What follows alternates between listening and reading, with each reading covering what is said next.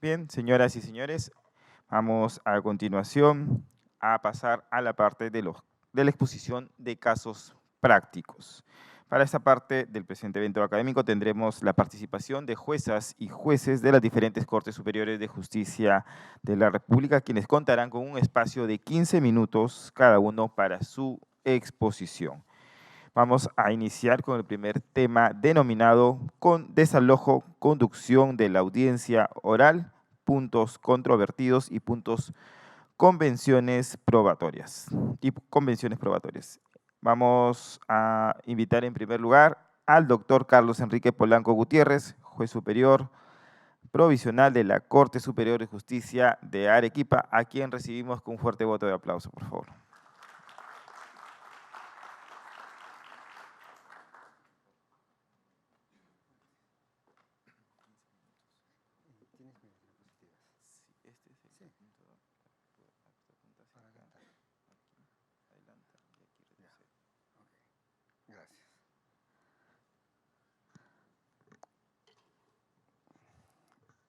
Muy buenos días con todos. Doctor Héctor Lama, doctor Ramiro Bustamante, asistentes en general. Primero, agradecer una vez más a Leti que ha tenido la gentileza de invitarme para poder compartir algunas reflexiones y además compartir una alegría de que cuando empezamos esta cruzada de la oralidad civil, lo primero… Está bien, sí, está bien. Okay. Para que la cámara lo pueda ponchar. Están haciendo crecer la oralidad. El primer encuentro nos preguntábamos si se podía hacer lo que estábamos haciendo y hoy nos estamos poniendo algunas alertas de reflexión para saber que lo que estamos haciendo lo hagamos de mejor manera. Entonces, para mí es muy grato poder compartir ello. Y hoy quería compartir algunas ideas de cómo viene en la Corte de Arequipa gestionándose los procesos de desalojo. Que en alegría y en esa sana envidia que tenemos los arequipeños, hemos visto que hay cortes, en específico la de Lima, como está con la doctora Fiorella, que va a exponer acá también, están terminando procesos sumarísimos en 60 días, desde el momento en que ingresa la demanda hasta el momento en que se dicta la sentencia. Y nosotros en Arequipa pensábamos que estábamos haciéndolo en tiempo récord, pero nos agrada saber que no somos los únicos. Lo primero que había traído es una reflexión de Camus en La Peste. La Peste, esta novela que escribe Albert Camus, donde narra los problemas que se presentaron y todo lo que se había, y muy parecido a lo que pasábamos, los encierros, ese momento en que nadie podía viajar a ningún sitio. En ese momento determinado se reúne el médico que va liderando todas las comisiones para tratar de curar y encontrar la vacuna para solucionar el tema de la peste. Y en un momento determinado tiene este diálogo el doctor Rius con Rambert, un extranjero que estaba por ahí y que no podía salir de la ciudad porque estaba confinado, y le dice: tiene usted razón, Rambert, tiene usted enteramente razón, y yo no quería por nada del mundo desviarlo de lo que piensa. Hacer que me parece justo y bueno. Sin embargo, es preciso que le haga comprender que aquí no se trata de heroísmo, se trata solamente de honestidad. Es una idea que puede que le haga reír, pero el único medio de luchar contra la peste es la honestidad. Rambert le pregunta: ¿qué es la honestidad? Dijo Rambert poniéndose serio de pronto. No sé qué es en general, pero en mi caso sé que no es más que hacer mi oficio. Ah, dijo Rambert con furia, yo no sé cuál es mi oficio. Es posible que esté equivocado eligiendo el amor. Reble salió al paso: no está usted equivocado. ¿Y por qué lo digo? Miren, conscientemente la ponencia del profesor Priori nos hablaba que en el primer punto que deberíamos tener de la buena fe significaba la lealtad que debería tener el juez en la tramitación del expediente. Y esta lealtad se traducía en la preparación que debe tener para la gestión del caso. Y nosotros hemos identificado más o menos que así deberíamos ver el proceso de desalojo. En primer punto, hablaremos sobre la finalidad de la función jurisdiccional. Luego veremos que podemos hacer el demanda en la calificación. Veremos los fines de la audiencia única. Vamos a conversar cómo desarrollamos la audiencia única, la sentencia, la apelación y la audiencia de apelación.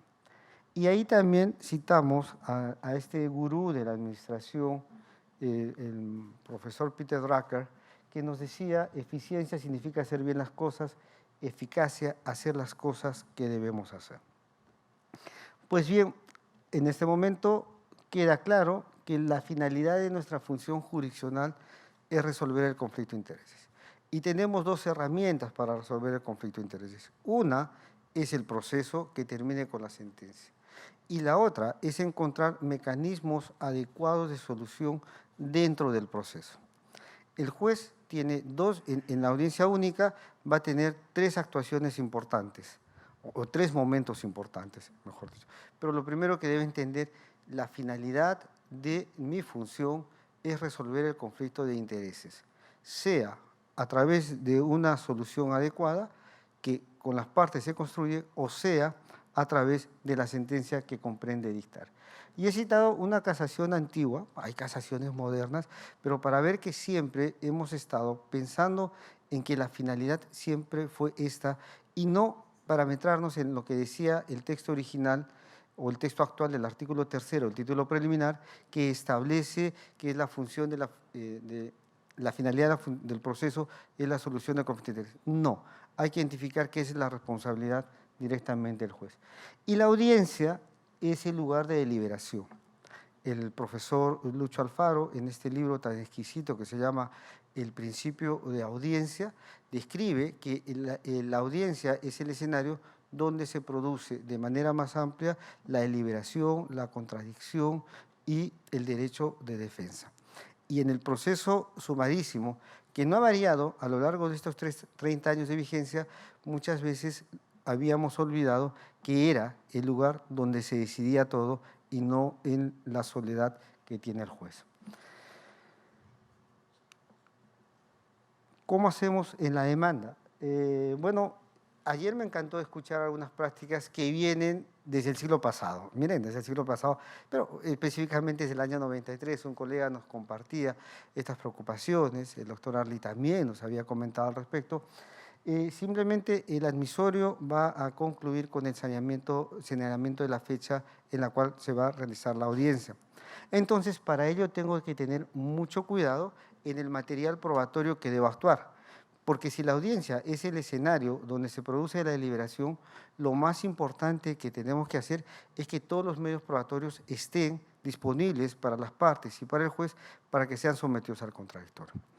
Eso es dejar la práctica antigua de decir en plena audiencia, el medio probatorio curse el oficio correspondiente, porque al margen de la rapidez, prontitud o celeridad del trámite, es privar del contradictorio a este medio probatorio. Si la oralidad ha acortado la duración de los plazos del proceso, se debe en esencia no a que se hacen las cosas más rápidas, sino que se hacen las cosas que se deben hacer y que eso hemos visto que es por eficiencia y con ello hay celeridad en el proceso. Entonces distinguimos un momento de rapidez y un momento de celeridad. Rapidez, apresuramiento, celeridad, consecuencia de hacer las cosas que debemos hacer de la manera adecuada. Y entonces ya voy preparando la audiencia, en la calificación preparo el material probatorio, solicito los informes que pudiera solicitar.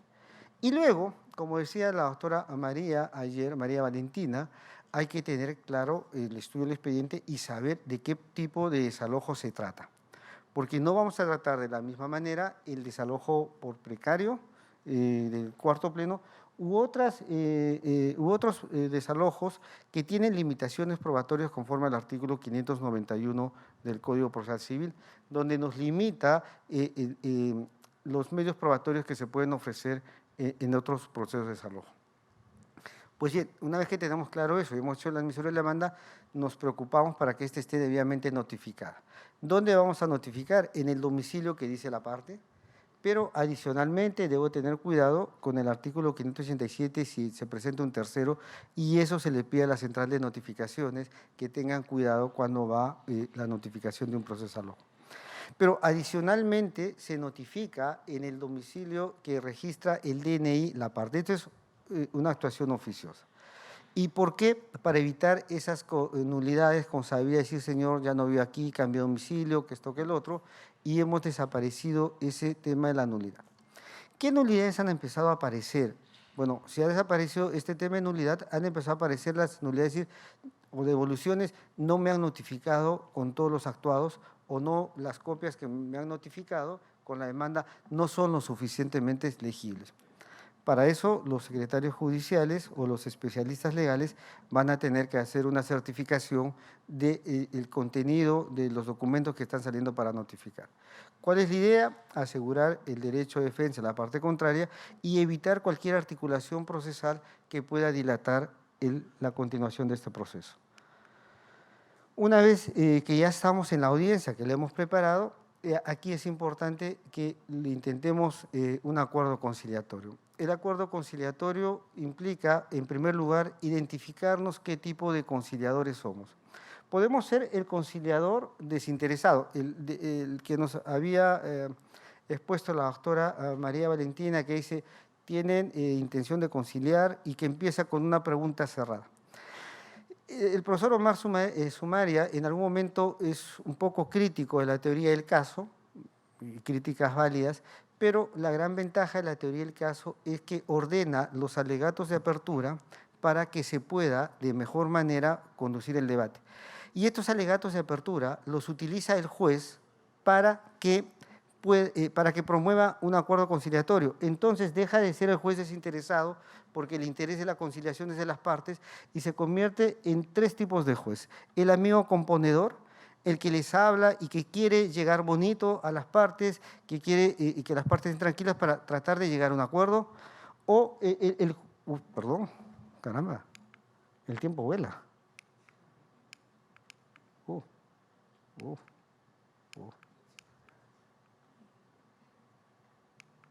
¿Me la ponen con F5, por favor?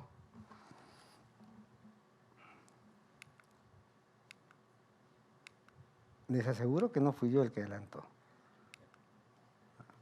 Pues bien, entonces viene el juez coerciliador, aquel que les dice a la parte su demanda tiene estos problemas, que esto, que el otro, y trata a través de un poco de la intimidación lograr un acuerdo conciliatorio. Y finalmente el modelo de conciliador que nosotros queremos es el juez negociador. Negociar viene de negum otium, que significa negar el ocio y que es fruto del trabajo anterior que ha hecho el juez y donde busca identificar los intereses que tienen las partes para la solución del conflicto. Luego va a trabajar las propuestas de desalojo conforme a los tipos de desalojo por precario que se puedan presentar. Si es un precario por vencimiento de contrato, tendrá soluciones a través de plazos. Si es un precario porque invadió, es otro el escenario en el cual tiene que proponer alguna solución. Si es un precario porque se cree dueño y que está aduciendo la prescripción adquisitiva, es otro tipo de conciliación. Y si es parte del desalojo familiar, también es otro tipo. Entonces, el juez ya sabe a qué tipo de desalojo se enfrenta y está muy presto para realizar su actividad. ¿Correcto? Ahora, y las soluciones posibles ahí, en este momento, para evitar el juicio, van a depender del tipo de conflicto que se enfrenta el juez. No solamente la solución, es decir, mitad, mitad, uno para arriba, un poquito para arriba, hay una amplia gama de crear soluciones al respecto. Luego, no se pudo evitar el juicio, se produjo el saneamiento, entonces hay que preparar el juicio. El juicio es el segundo momento donde se va a actuar el medio probatorio. La primera parte es la preparatoria. Y ahí el juez da sanear el proceso, fija los puntos controvertidos, se refiere a los hechos periféricamente sobre el derecho, tal como lo ha establecido el 10º Pleno Casatorio Civil, y ya creo que se ha superado que no es el medio el punto controvertido, la pretensión ni sus elementos. Porque normalmente hemos visto que un punto controvertido es fijar o se fija la identificación del inmueble, materia de desalojo, y muchas veces eso no tiene nada que ver con el conflicto que estamos gestionando. Saneamiento probatorio, sobre hechos, hay que ver las limitaciones probatorias que establece el artículo 595, hay que ver los hechos controvertidos y los hechos no controvertidos. No debería existir alguna audiencia en que el juez deje de fijar los hechos no controvertidos. Al menos, salvo que sean de que no se conocen para nada, pero que eso normalmente puede pasar en un accidente de tránsito, pero aquí siempre tiene que haber algún hecho de coincidencia entre lo que dice el demandante y el demandado. Se prepara el juicio, entonces, ¿para qué? Para que en el último momento de la audiencia se haga el juzgamiento. Entonces, son 3 momentos importantes que tenemos: evitamos, preparamos y juzgamos. Y cuando hacemos el juzgamiento, lo vamos a realizar a través de la actuación de los medios probatorios. Esa parte que el Código Civil llama audiencia de pruebas o actuación de medios probatorios, nosotros ya sabemos que es el juzgamiento, el juicio oral, lo que llaman los argentinos la vista de causa, pero es el momento en que el juez se concentra a juzgar, porque si no se concentra a juzgar no va a poder dictar la sentencia. Algunos critican por qué la sentencia tiene que expedirse ahí. Bueno, el juez tomará el tiempo necesario, pero el tipo de conflicto que trae el desalojo usualmente hace que el juez pueda estar dictando la sentencia al término. ¿Y cuánto tiempo debería demorar el juez para dictar una sentencia si no está preparado? El que sea necesario, pero hay, ya el artículo 555 le dice, dicte sentencia, y cuando dicta la sentencia el juez pues ha estado durante toda la audiencia viendo la contradicción en la prueba documental que se puede presentar, hace lo que llaman en la técnica de hacer hablar los medios probatorios, toma las declaraciones que hubiera que tomar, si es que corresponde en los medios probatorios. En la prueba pericial siempre se va a preguntar qué aporta a la solución de la litis. La inspección judicial puede hacer uso de la tecnología para hacer a través de dron o a través de video esta actuación con el consentimiento de las partes que previamente les ha avisado, eso depende, y viene el tema de los alegatos final. Sale la sentencia al término de la actuación probatoria y en la técnica de comunicar una sentencia en oralidad, es decir, la demanda es fundada, infundada, improcedente. No podemos comenzar una sentencia diciendo, según Davis Echandía, el onus probandi, no. Simplemente decir, esto es fundado, esto es infundado, por estas razones principales. Ya cuando la sentencia tenga que ser notificada a las partes por escrito, ahí podrán poner la Davis Echandía, podrán desarrollar todo lo que dice el cuarto pleno casatorio, siempre sabiendo que no por decir más cosas se está diciendo mayor contenido. Y hay esta gran tendencia a cambiar, que las sentencias de 15, 10 hojas, cuyas 14 primeras hojas son del proceso, se conviertan en sentencias de 3 páginas para que las partes puedan entender. A veces, lo digo, las reflexiones las hago en primera persona, cuando uno sentencia piensa en la Junta, pero en realidad lo que debe estar pensando es en los litigantes. Y entonces, digo el sentido, las partes de su amodorramiento pueden despertar, fundada, y explico las razones por las cuales he llegado a esa conclusión. Y finalmente, cuando sale la sentencia, en Arequipa tenemos una práctica que estamos tratando de masificarla, que se llama con el código QR.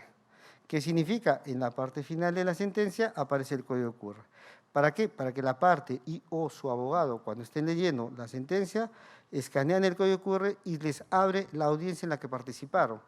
Que esto es una muestra de mayor transparencia que pudiera haber, ¿no? Y el tema de la confianza se construye solamente por transparencia.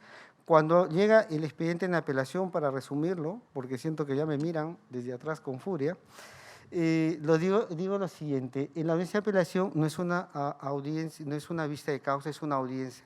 Miren qué importante cambiar el nombre, porque ya inclusive nos ahorramos escritos, porque las partes no tienen que presentar un escrito pidiendo el uso de la palabra. Si esa audiencia, el día que estén presentes van a participar.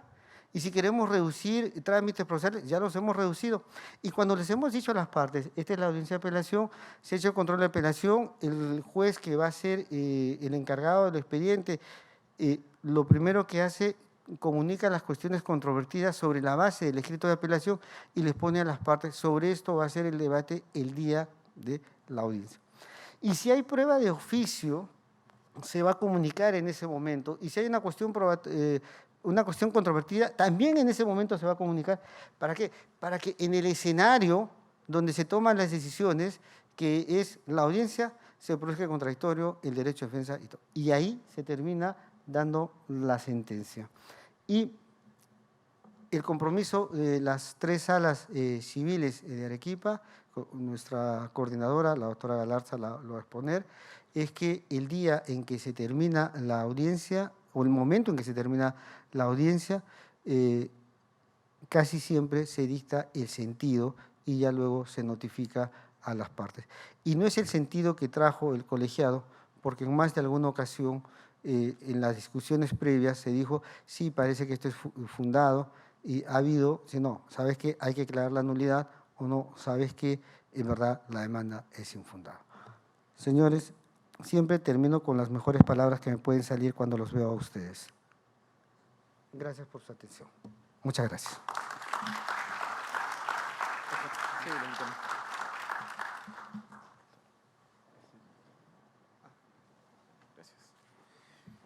Agradecemos la participación del doctor Carlos Enrique Polanco Gutiérrez, juez superior provisional de la Corte Superior de Justicia de Arequipa. A continuación invitamos al escenario al doctor Johan Kesnay Casusol, juez especializado titular del Cuarto Juzgado Civil de la Corte Superior de Justicia de la Libertad. Lo recibimos con un fuerte aplauso, por favor.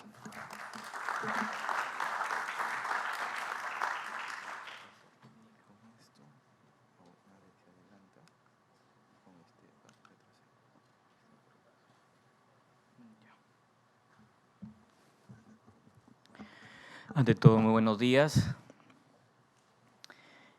Bueno, siempre es un placer encontrarme con todos los colegas, en particular con Carlos, con el cual siempre tenemos una comunicación muy fluida para compartir reflexiones. Hay una idea que creo con la cual debemos iniciar las exposiciones que se van a vertir el día de hoy. Y tiene que ver con el hecho de entender que todas estas buenas prácticas y que finalmente se terminan materializando en resoluciones deben de responder a un fundamento teórico. Porque eso precisamente nos diferencia.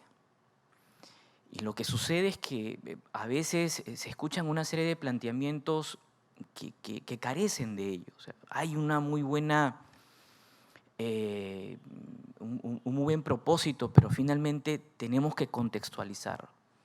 Y creo que esa es la pregunta que ayer ha sido respondida en parte por los doctrinarios, por la academia, y que los jueces tenemos que ser conscientes.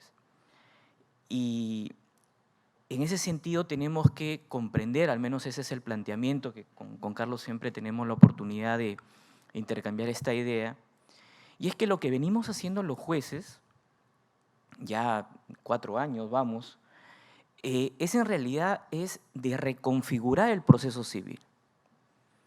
Miren cuán trascendente es el rol del magistrado, puede reconfigurar, y eso es debido a que la norma finalmente marca una pauta, pero quien le da contenido, quien le da sentido es el juez. Y cuando yo hablo de la reconfiguración es que ahora nos encontramos ante un proceso de tipo cooperativo colaborativo. En ese contexto es que la exposición versa. Todas estas prácticas, buenas prácticas, así como medidas concretas, responden a esa lógica. Y en el caso de que aquellos que ya lo vienen haciendo se identifiquen con estas prácticas, pues que se comprenda que responde a esta idea de un proceso colaborativo, que no es una novedad, sino que incluso actualmente ya viene siendo previsto en legislaciones comparadas. Y en segundo lugar, aquellos que todavía no implementan o que tienen cierta reticencia a implementar estas medidas, entender que finalmente termina siendo algo plenamente justificado, incluso desde el punto de vista normativo. Conforme ya lo hemos escuchado con Carlos, la exposición versa sobre tres áreas o tres etapas muy puntuales. Conducción, fijación de puntos y convenciones probatorias. Sobre el tema de la conducción de la audiencia, marcamos una premisa, y es lo que acabo yo de indicar.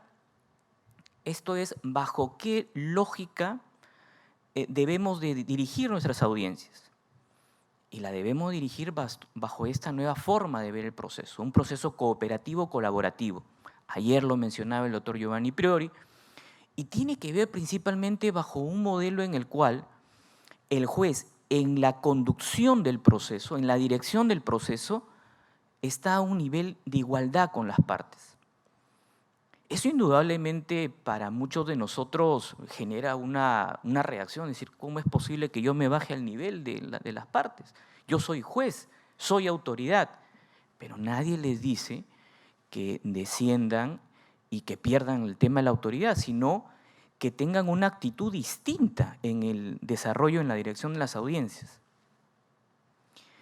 Pero al momento de decidir, y ahí entra la diferencia, la relación que existe con las partes es asimétrica. Yo soy el que tengo la última palabra.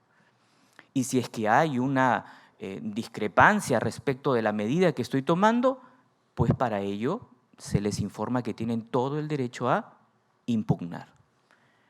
En ese sentido, bajo esta explicación o esta contextualización de cómo debemos de conducir las audiencias, por ejemplo, hay estos casos prácticos. Ahí están los números de los expedientes. Las diapositivas, si mal no tengo conocimiento, están en los USB que se les han proporcionado a ustedes, así que reitero, toda esta información ya la tienen ustedes a su disposición. Por ejemplo, un caso práctico, construir las resoluciones orales en forma conjunta con las partes. La forma tradicional de construir las resoluciones no es con las partes, es con los secretarios. Eso lo sabemos. El secretario proyectista, empoderado, le trae el proyecto al juez y el juez simplemente confía en el secretario, hace una revisión y de ser el caso aprueba o devuelve. Pero acá la lógica es distinta. Trabajamos de manera cooperativa y colaborativa con las partes. ¿De qué manera se construye una resolución oral con las partes? No cerrando la resolución sin previamente consultarles si hay algo que quieran aportar a la resolución.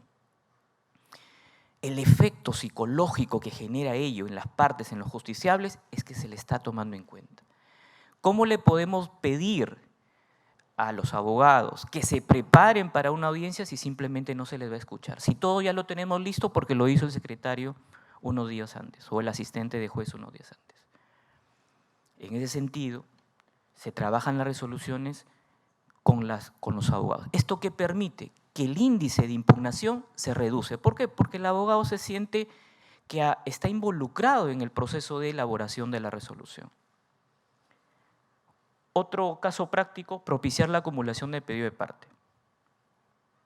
Nosotros nos encontramos ante procesos donde hay una conexidad con otro proceso, pero que no está en nuestro juzgado. Nosotros no lo podemos acumular de oficio, pero vemos indudablemente que hay una vinculación. Entonces, lo que dice el código es, tú no lo puedes acumular de oficio, lo tiene que pedir alguien. Llegas a la audiencia, nadie lo ha pedido. ¿Uno lo puede propiciar? Claro. Uno les informa, justo el doctor Carlos estaba diciéndoles, en las audiencias de desalojo, el juez puede informarle a las partes que ya existe un precedente y en qué supuestos efectivamente hay una alta probabilidad de fundabilidad o no. Acá lo mismo, simplemente el juez no lo hace de oficio, sino simplemente propicia la acumulación. ¿Esto qué permite? Que si yo, por ejemplo, tengo un proceso que correspondería a su acumulación, pero no hay un pedido de parte, yo lo propicio y en los casos que nos hemos encontrado, como el que aparece ahí, siempre va a haber alguien interesado en la continuación o en la resolución del proceso. Acá entra otra premisa que ayer justo también se decía. En el proceso hay sujetos racionales. Hay siempre una parte que tiene un interés en la resolución del conflicto. En ese sentido, propiciar el diálogo, que ese interés va a quedar evidenciado. El otro tema, la consulta a las partes cuando existan dudas sobre la admisión de la prueba. Esto implica que cuando estemos en la etapa del juicio de admisión de pruebas, le preguntemos a las partes cuando tengamos dudas. ¿Por qué? Porque precisamente lo que ellos nos van a dar es información de calidad, nos puede dar una explicación que nosotros eventualmente no la estamos contemplando cuando hacemos una lectura fría del escrito. En cuanto a los puntos controvertidos, ya nosotros sabemos que son los puntos controvertidos, son hechos relevantes, no aceptados por la contraparte, cuya verdad requiere probanza. Además, y el 10º pleno nos ha aclarado, y acá nosotros como jueces de primera instancia nos hemos encontrado ante decisiones de los órganos revisores cuando, por ejemplo, declaran y dicen nula una sentencia porque no se ha consignado un punto controvertido. Creo que ahí, siempre reitero, hay una confusión entre entender el punto controvertido con el hecho de entender que eventualmente hay un punto o hay un tema que requiere ser debatido y que requiere un previo contradictorio. Eso es otro tema. Por ejemplo, si es que yo quisiera introducir el debate sobre la nulidad de oficio de un acto jurídico, indudablemente que tengo que generar un contradictorio. Pero para ello no necesariamente debo de modificar los puntos controvertidos. Puedo emitir válidamente una resolución donde voy a decir, este es un tema que requiere contradictorio y por ello se les informa y se le da el plazo correspondiente. Y para el tema de los puntos controvertidos, la misma lógica. En primer lugar, oralización de las propuestas, que ya pueden haber sido presentadas de manera escrita, pero incluso, si es que no las hubieran presentado por escrito, informarles que en la audiencia es la última oportunidad que tienen para hacerlo. Otro tema tiene que ver con esta idea de construir las resoluciones con las partes. Consultarles a las partes antes de cerrar la resolución si hay algo que quisieran agregar respecto de la fijación de los puntos controvertidos. Y lo que sucede ahí es que también la parte puede decir, yo quiero que incluyas esto. El juez lo que puede hacer es entrar a un diálogo y explicarle por qué eventualmente hay algo que no correspondería ser incluido como punto controvertido. Uno va despejando las dudas. ¿Por qué? Porque precisamente el juez ya tiene un pleno conocimiento del conflicto y hace una sustentación de por qué hay temas que sí requieren ser indicados de manera expresa, o en pocas palabras indicarles por qué son propiamente puntos controvertidos. Sobre las convenciones probatorias, también es un tema novedoso para el campo civil, y entender pues que estos son acuerdos procesales que arriban las partes. En ese sentido, se requiere en primer lugar identificar aquellos hechos relevantes que han sido aceptados por la contraparte, lo cual, conforme ya lo decía Carlos, indicar de manera expresa, acá hay un hecho relevante que ya ha sido aceptado por la contraparte y en consecuencia no requiere actividad. Por ejemplo, en proceso de desalojo precisamente, hay esta práctica de considerar que prueba de oficio tiene que ser la inspección judicial. Pero la pregunta es, ¿en todos los casos amerita ello? ¿Qué pasa si ya existe alguna prueba de otro proceso, algún tipo de documentación, incluso el propio reconocimiento de la parte donde diga no está en cuestionamiento la posesión, sino más bien el título en el cual se viene ejerciendo esta? Y finalmente, eso sí, aun cuando existe el consenso entre las partes que algo no es controvertido, eso no implica que el juez renuncie al control sobre la verdad de los hechos. Puede ser que el juez considere que hay un supuesto acá de fraude o eventualmente es un caso que amerita realmente una prueba y por ende su actividad. Eso es todo. Muchas gracias. Cualquier inquietud a su disposición.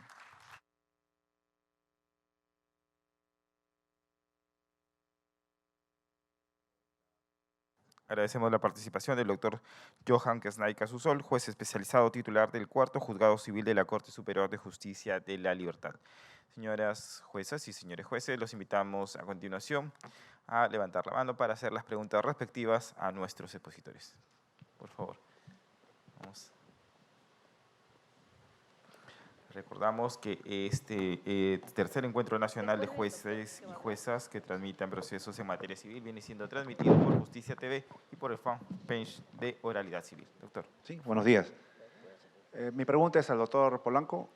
Me parece efectivamente una buena práctica esto de notificar al domicilio del demandado consignado en RENIEC al margen del domicilio que proporciona el demandante. Sin embargo, podría haber un problema, y ahí va la pregunta, ¿no? ¿Qué pasaría si a ese domicilio consignado en RENIEC llega a la central y la central lo devuelve diciendo pues, que está en Manzanas y hoy por hoy ya está numerado? O peor, un tercero que devuelve la cédula diciendo aquí ya no vive esta persona. ¿Qué hacemos? Porque ha sido el juez el que ha generado esta notificación de oficio. Ya no podríamos correr el traslado al demandante, o sí, no sé, por ahí va la pregunta. Gracias.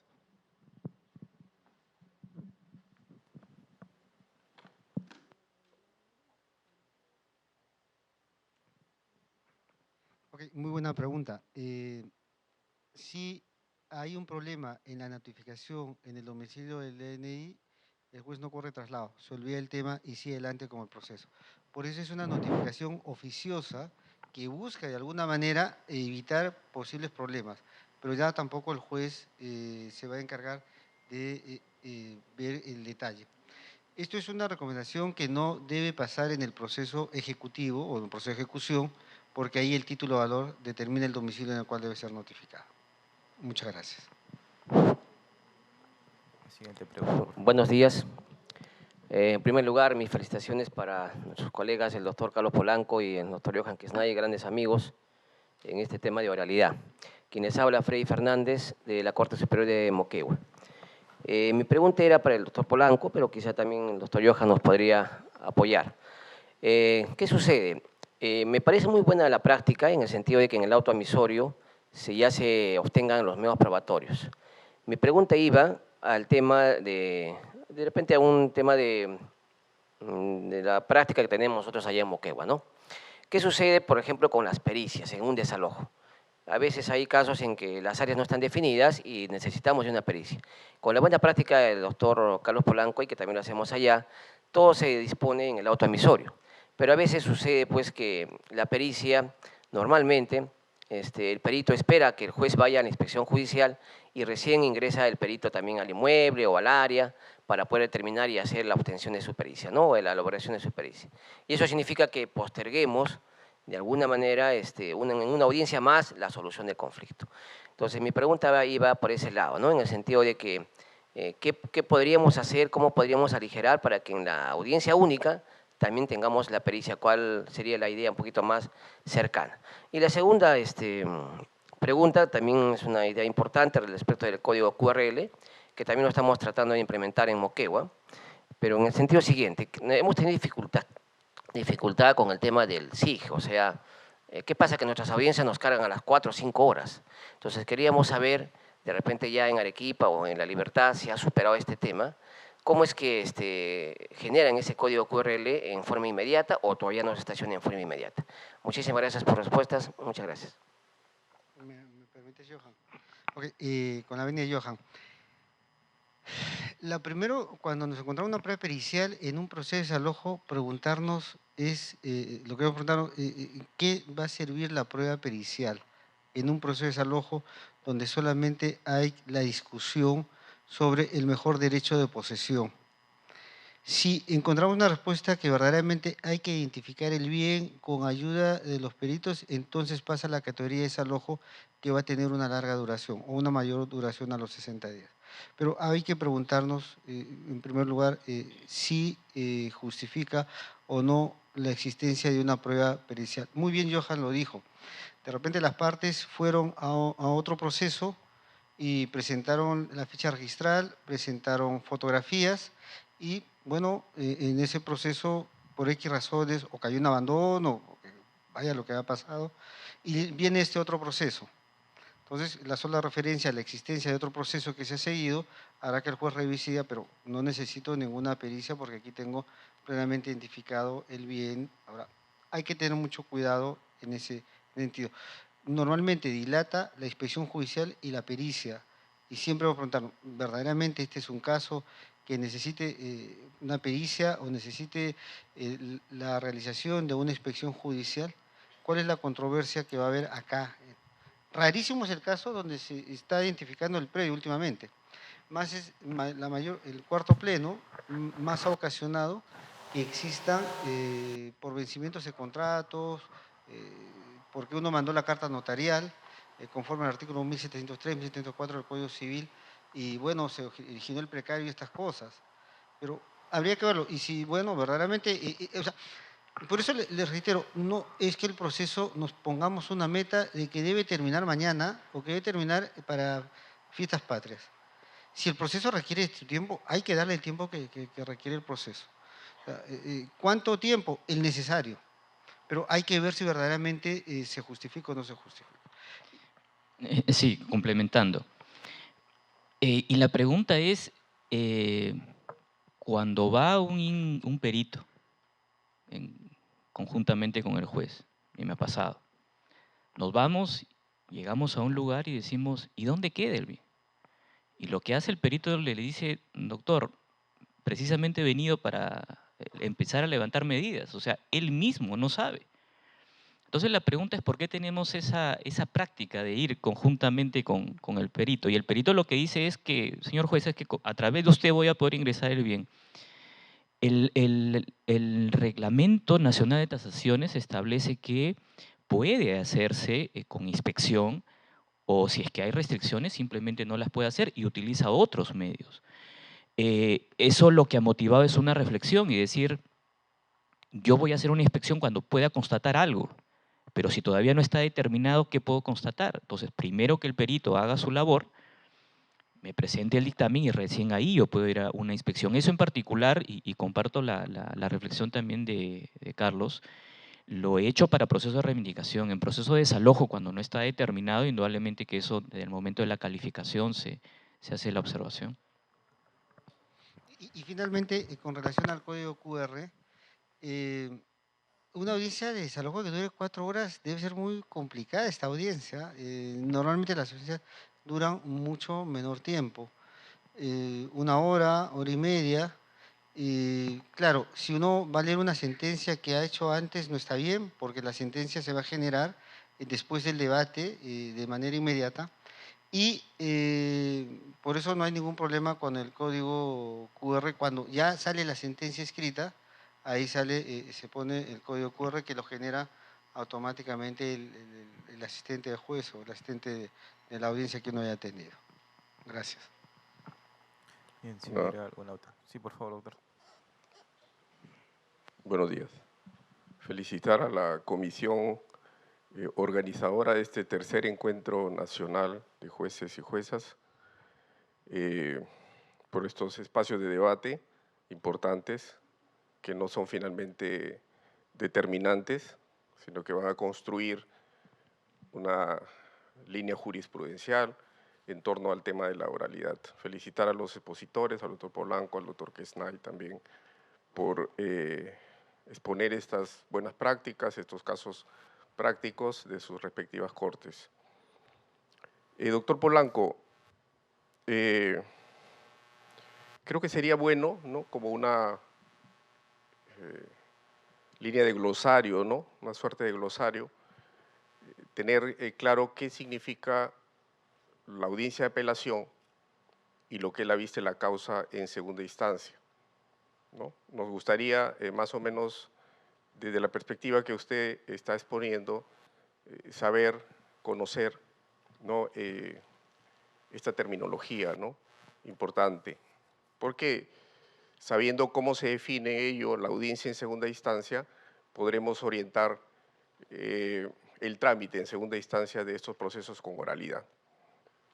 En segundo lugar, hay una parte en la exposición que dijo hay que fijar los puntos de debate en la audiencia o de apelación o la vista de la causa, según se le llame.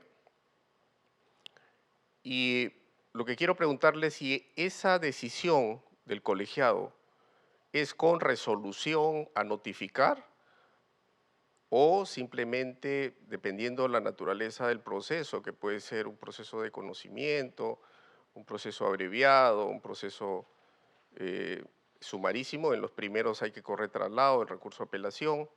¿En qué momento, y si se hace por escrito, no burocratiza más bien el trámite en segunda instancia, porque es un trámite más y sabemos que hay que notificar, hay que sacar resolución, hay que leer el expediente a efecto de determinar cuáles son los agravios y lo que va a ser materia de debate impugnatorio en esta audiencia de apelación o de vista de la causa, según se le llame?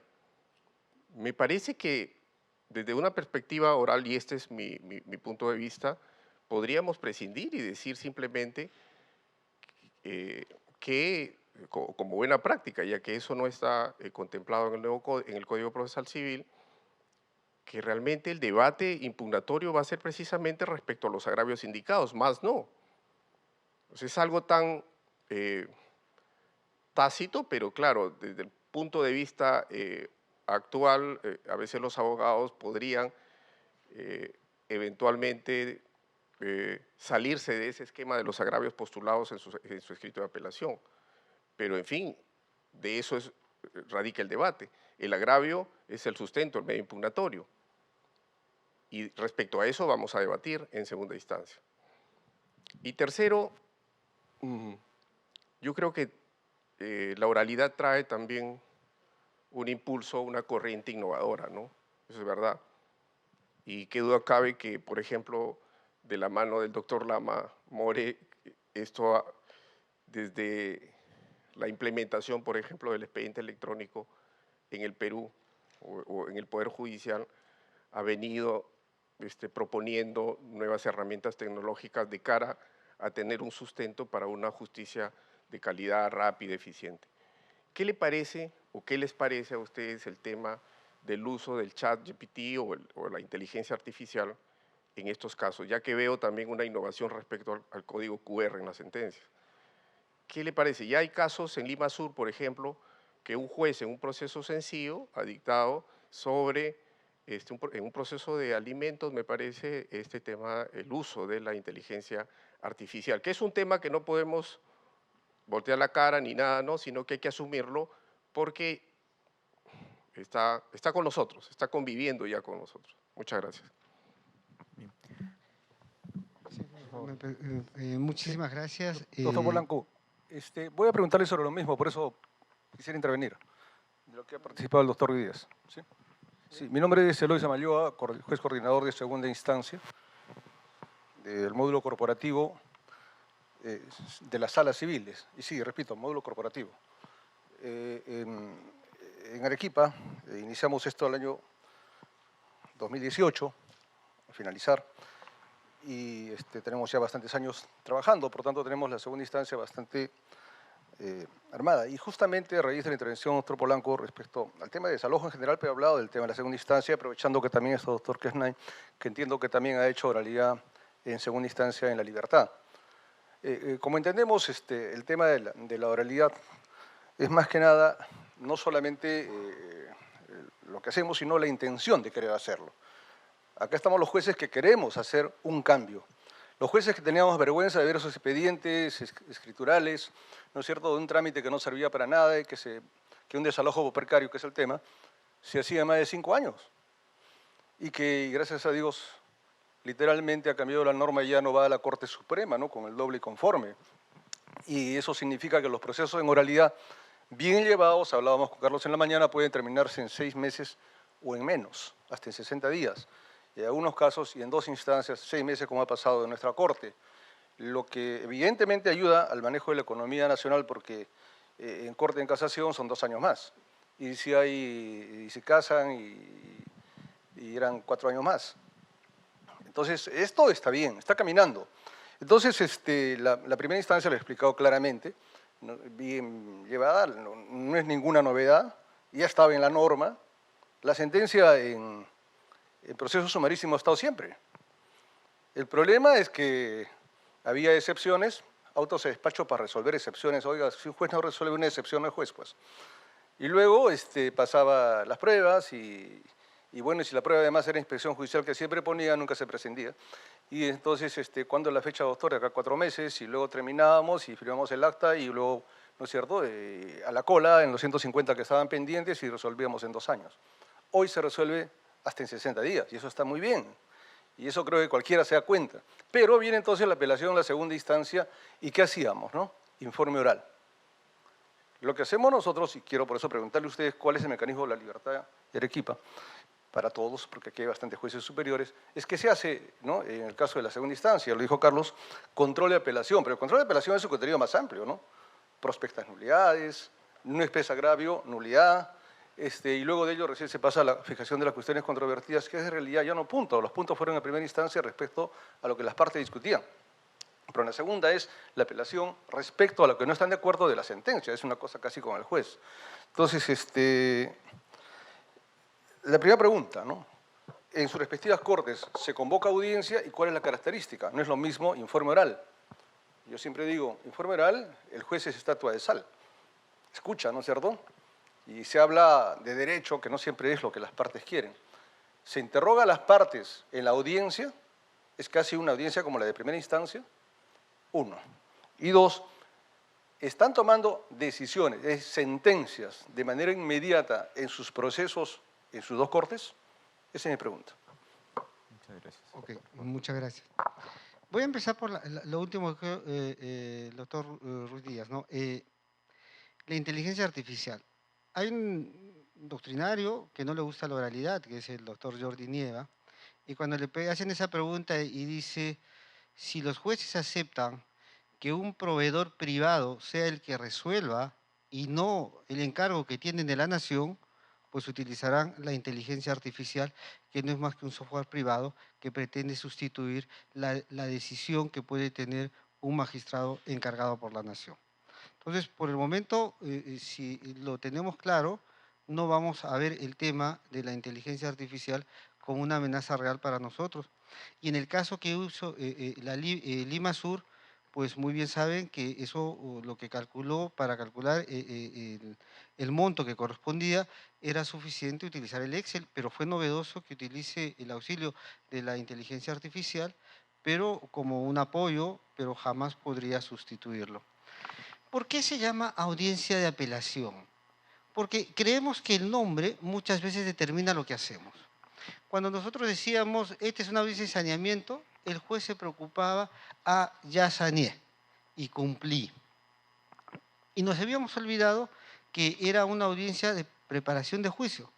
Por eso se le está llamando audiencia preliminar, para que siempre nos preguntemos, ¿preliminar? ¿Por qué es preliminar? En el derecho comparado la llaman audiencia inicial, audiencia previa, primera audiencia. Y decimos, ¿preliminar? Sí, porque es preliminar a algo. ¿Y cuál es ese algo? El juicio. Ya, entonces es una audiencia anterior al juicio. ¿Y qué hago en esta audiencia anterior al juicio? 2 cosas, o lo evitas o lo preparas. Entonces, por eso, cuando hablamos de audiencia de apelación versus vista de la causa, nosotros decimos, la vista de la causa es la manera tradicional en que se ha actuado en segunda instancia. Viene el expediente, todos los que han estado en segunda instancia saben que se sortean los expedientes unos días antes para que tenga cada un juez ponente, y viene y en ese instante o en ese momento todos se enteran de lo que ha venido en apelación por los informes que hacen los abogados. Miren, hay jueces que no saben lo que ha apelado el abogado y lo están escuchando y no conocen el expediente. Entonces, en el caso de la audiencia de apelación dijimos, no, lo que va a pasar es primero de un juez que va a ser el ponente a la larga y él le hace el primer estudio y en el día anterior o momentos anteriores a la que llamamos audiencia, ahí es donde se va a explicar a todos, hay algunos por escrito, se hace una resolución que se notifica a las partes llamando a la audiencia de apelación. En lugar de que salga la resolución que diga se fija fecha para la vista de la causa tal día y las partes pidan informe, se dice se fija fecha para la audiencia de apelación tal día, teniendo en cuenta que el colegiado ha establecido los siguientes puntos o las cuestiones controvertidas. ¿Por qué? Para ganar claridad en el debate. ¿Cuántos jueces que estamos acá de primera instancia hemos recibido, hemos hecho bien el trámite y la gestión del expediente y luego los abogados han informado muy bien y luego reciben esa frase, no pasa desapercibido para este colegiado que afojas tanto, la notificación no está clara, por tanto, nulo todo lo actuado. Y entonces, eso lo ponemos ahí en la cuestión controvertida. Señores, aquí hay un problema de notificación. Y alguna vez el demandado puede decir, o el supuestamente perjudicado puede decir, oiga, un momentito, yo no me siento agraviado con eso. Yo no me siento agraviado con ese problema de la notificación y se acabó. Y si dijera o no lo dijera, al menos lo debatimos y todas las partes sabrán que van a declarar inclusive la nulidad de oficio porque eso deja como alternativa. Entonces, esa ha sido la razón fundamental para llamar a la vista de la causa de esta audiencia de apelación, donde los abogados pueden intervenir sin necesidad de pedir la palabra, porque lo convocamos como una audiencia, y en algunos momentos, cuando las partes han ido en otros temas, inclusive las partes han intervenido. Por ejemplo, en esto que el Tribunal Constitucional había señalado que la segunda instancia se había convertido en el lugar donde se podía hacer la deliberación, me refiero a la violencia familiar, que todo se hacía, hacía la denuncia y automáticamente están las medidas de protección. En la segunda instancia, hay veces las partes van, porque es una audiencia de apelación, y cuando van las partes, intervienen las partes, algo que debió haber hecho la primera instancia, pero que no hacía por la famosa pandemia. Pero ahora están un poco, ya como terminó el tema de la emergencia sanitaria en mayo, están retomando esta. Esa ha sido la razón. Entonces, un poco, ahora cuando ya no hicimos audiencia de saneamiento, preocupados en sanear, audiencia preliminar, evitamos o preparamos. Gracias.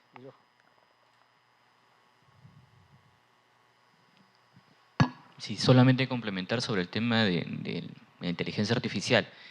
Como nosotros sabemos, actualmente hay un proyecto de implementar el expediente judicial electrónico en su segunda versión. En todas las Cortes Superiores de Justicia hay comisiones que pues, están interviniendo en la elaboración del proyecto. Y a propósito del día de ayer, donde se hacía referencia a que pues, ya la tecnología debería de prever una serie de formularios, todo eso se está contemplando.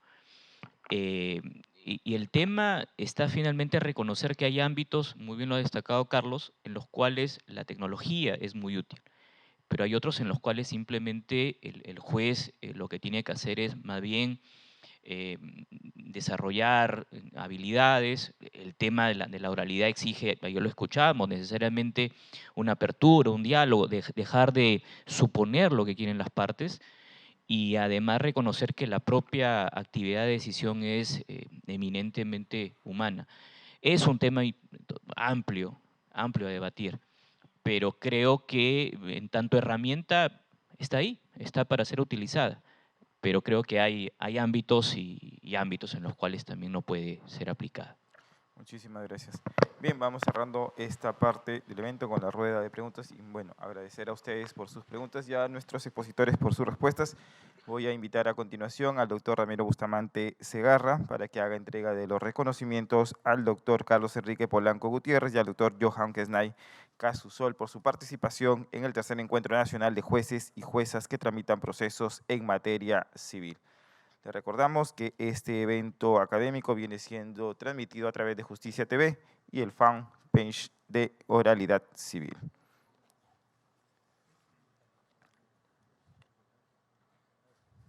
Bien.